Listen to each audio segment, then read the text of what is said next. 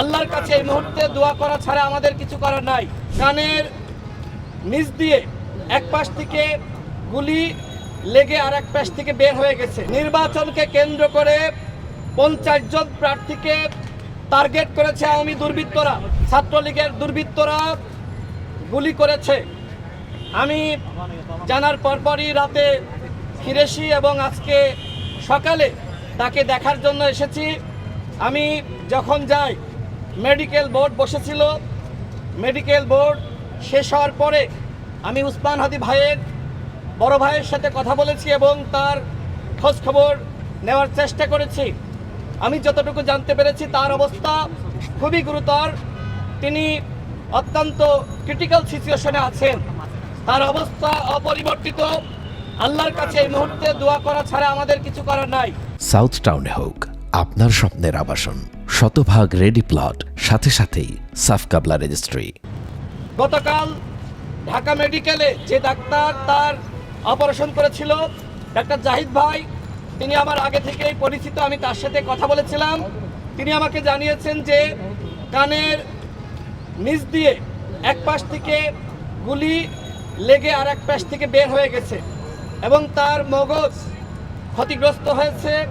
আজকে উসমান হাদির বড় ভাই আমাকে যেটি জানালেন, তার খুলির এক পাশ আলাদা করে রাখা হয়েছে, অর্থাৎ তিনি এখন গুরুতর অবস্থায় আছেন। আমরা আল্লাহর কাছে দোয়া করি, মহান আল্লাহ রাব্বুল আলামিন যেন তাকে সুস্থ করে দেন। এই মুহূর্তে একমাত্র আল্লাহই পারেন উসমান হাদিকে আমাদের মাঝে ফিরিয়ে দিতে। আমরা অত্যন্ত ব্যথিত, সারা বাংলাদেশের মানুষ রাজপথে নেমেছে, অনেকে ঘরে বসে দোয়া করছে। আমি এর আগে আমার একটি বক্তব্যে বলেছিলাম, সাংবাদিক ভাইরা আপনারা জানেন, নির্বাচনকে কেন্দ্র করে 50 জন প্রার্থীকে টার্গেট করেছে আওয়ামী দুর্বৃত্তরা এবং নির্বাচন বানচাল করার জন্য তারা এই ধরনের টার্গেট হাতে নিয়েছে। এবং তার অংশ হিসেবে গতকাল আপনারা দেখলেন যে কিভাবে একদম কাছ থেকে টার্গেট করে উসমান হাদি ভাইকে হত্যার উদ্দেশ্যে এই ধরনের পরিকল্পনা করা হয়েছে এবং তারা সেটি বাস্তবায়নও করেছে।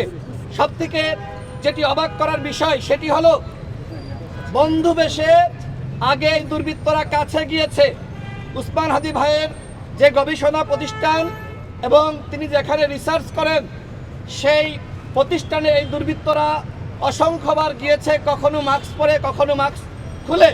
অর্থাৎ আমরা যেটি দেখি যে ছাত্রলীগের দুর্বৃত্তরা তারা এই যে মাস্ক পরে ঝটিকা মিছিল করছে, সংখ্যায় হয়তো অল্প, এটি দেখে আমরা মনে করি যে আওয়ামী লীগ হয়তো আর ফিরতে পারবে না।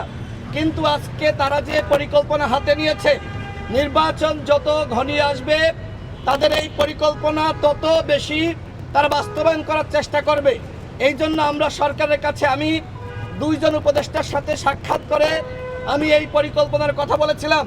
আইন উপদেষ্টাকে আমি নিজে বলেছি যে আওয়ামী লীগ নির্বাচনকে কেন্দ্র করে একটি পরিকল্পনা নিচ্ছে এবং যেহেতু আগে রিফাইন্ড আওয়ামী লীগ রূপে আওয়ামী লীগ ফিরতে পারে নাই, জাতীয় পার্টির কাঁধে ভর করে আওয়ামী লীগ ফিরতে পারে নাই, এখন স্বতন্ত্রভাবে আওয়ামী লীগ আগামী নির্বাচনে অংশ নিতে চায়।